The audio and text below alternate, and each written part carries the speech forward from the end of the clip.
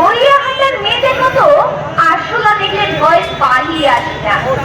তোমার বাঁ হাত উড়ে যাওয়া বাবা কতবার আমার বই পড়িয়ে দিয়েছে, কতবার আমার দুঃখী মা বলেছে মেয়েদের বড় হতে নেই। মা শুনেছি, মা মা আমি তোমার কৃষ্ণকলি মাহাতো, এমএ পিএইচডি। আমি যার কাছে পিএইচডি করতাম সেই প্রফেসর আমাকে রায় যাবে দৌড়, কি গতি, কি সেট, কি আওয়াজ।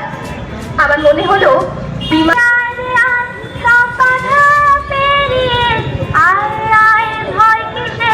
বন্ধু আছে দাঁড়িয়ে, আয় আয় আয় রে আয় সব বাধা পেরিয়ে, আয় আয় ভয় কিসের বন্ধু। আমি নিজেকে ধন্য মনে করছি। এখন প্রশ্ন হলো যে এই যে ঘটনাটি ঘটেছে আরজিকরে, যে নৃশংস ঘটনাটি ঘটেছে একটি ডাক্তারের সঙ্গে, মহিলা ডাক্তার, এই ধরনের ঘটনা অবশ্যই খুব বিরলতম ঘটনা। কিন্তু আমার বক্তব্য হচ্ছে যে এই ধরনের ঘটনা সব জায়গায় হয়তো খুন হয় না, তাই বেশিরভাগ ক্ষেত্রে সামনে উঠে আসে না।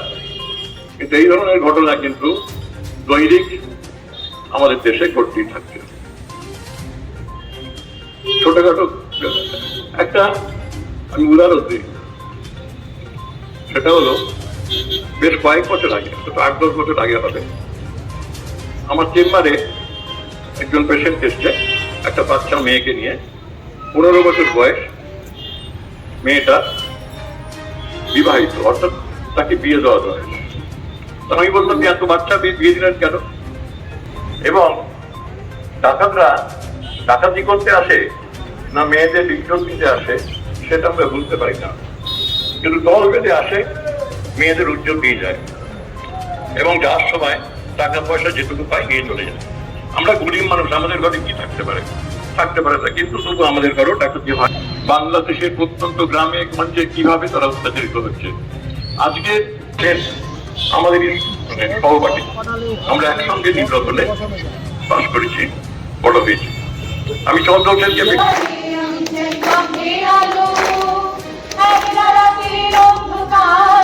আমি চাই পথের আলো, আগুন জ্বালো, আগুন জ্বালো, আগুন জ্বালো, আগুন জ্বালো, আগুন জ্বালো, আরজিকরের ঘটনার বিচার বিভাগীয় তদন্ত করতে হবে। আরজিকরের ঘটনার We want freedom. We want life. We want freedom. We want life. We want justice. We want justice. এই যন্ত্রণা আমার মনে হয় তার হতে হবে, প্রতিবাদ করতে হবে। আমরা আগামী দিনে কোনো কুড়িকে আর যেন ছড়ে দিতে না চাই, আর যেন কখনো ছড়ে না পারে, সেই জন্য আমরা সবাই একসাথে এইভাবে প্রতিবাদ করব, মুখরিত হব সমস্ত রাস্তায়। তাই এর রাত জাগা আমাদের, এর প্রতিবাদ আমাদের মানে সমস্ত পৃথিবীতে তো ছড়াচ্ছে, আমাদের ভারতবর্ষেও তো আছে, এবং আমাদের পশ্চিমবঙ্গে যে এমন অবস্থা এসে দাঁড়িয়েছে, স্বাস্থ্য ব্যবস্থা এবং শিক্ষা ব্যবস্থা দুটোতেই যে অরাজকতাটা এসে দাঁড়িয়েছে, সেই অরাজকতার সুযোগ নিয়ে তারা আজকে এইভাবে লুম্পেনের মতন আমাদের উপরে, আমাদের সাধারণ মানুষের উপরে সে অত্যাচার চালিয়ে গেছে এবং তারা চালিয়ে যাচ্ছে।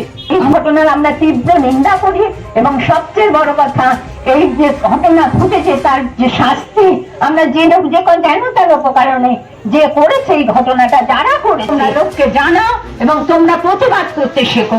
তোমরা যদি প্রতিবাদ করতে না শেখো, এখন যে অবস্থা সমাজের হয়েছে বা ব্যবস্থাগুলোর মধ্যে হয়েছে, সেখান থেকে তোমরা কিছুতেই বাঁচতে পারবে না। আমাদের দিন মানে কতদিন এই জীবন দেখতে হবে জানি না, এই ব্যবস্থা দেখতে হবে জানি না, কিন্তু এই ব্যবস্থার পরিবর্তনের দায়িত্ব তোমরাই ঘাড়ে নেবে এবং আমরা তোমাদের সকলের সাথে আছি, এইটুকুনি বলে এবং দোষীর অবশ্যই শাস্তি চাই, এবং শাস্তি চাই শুধু নয়, শাস্তি দিতে হবে, এবং এমন শাস্তি দিতে হবে যেটা আমাদের মানুষের মধ্যে সে একটা জ্বলন্ত দৃষ্টান্ত।